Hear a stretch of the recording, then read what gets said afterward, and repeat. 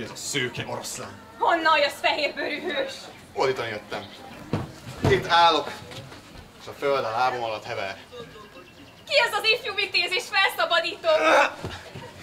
Ugyanéve ez csak egy olyan agyagbábú, tudod, különben sem sikerült. Ne törődj vele, ifjú hősöm! Ez csak egy vénkoszos rabszolga. Igen, sehonnan így áll a bitan. Igazad van, az agyagok túrja. Fegyveres sincs. Csend! Én vagyok a teremtőtök! A hangja durva és riasztó. Verekedni akarsz a szőrös nyomorék? Ne állj szóba vele. Nem egyenrangú velünk. Igazad van. Nem egyenrangú velünk. Mennyi közös vonásunk van. Minkű belétek! Én... Hova a idegen! Nem tartozol közénk! Igazad van, Héroszom. Te gyönyörű testű vagy és erős. Ez a feladatom. Értelek. Mennyi minden köt össze minket. Minket kettőnket. Hogy megvetjük őt. Mi a gond? Mert ocsmány vagy. Mert más fajból való vagy. Mert öreg vagy. Mert nem vagy. Hérosz. Elég! Elég! Visszavonom az élet leheletét, amelyet beléd leheltem! Rogyj össze holtan, ostoba agyagbáb! Visszavonom alkotói gesztusomat! Tessék! Mi az?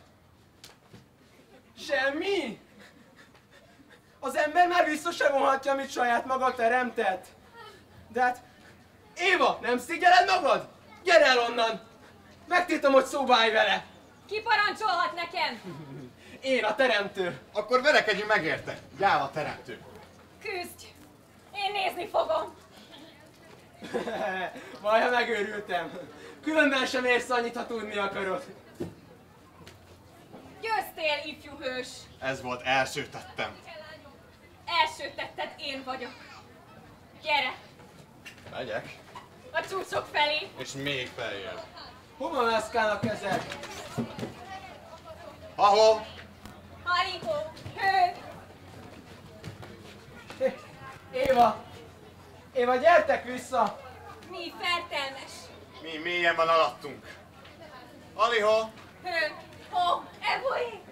Éva! Éva, gyere vissza! Éva!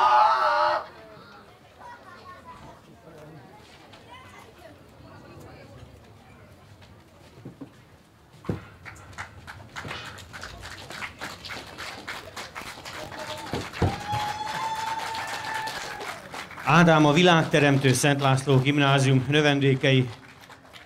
Köszönjük a felkészítő tanárhőnek, Enkisze Melindának.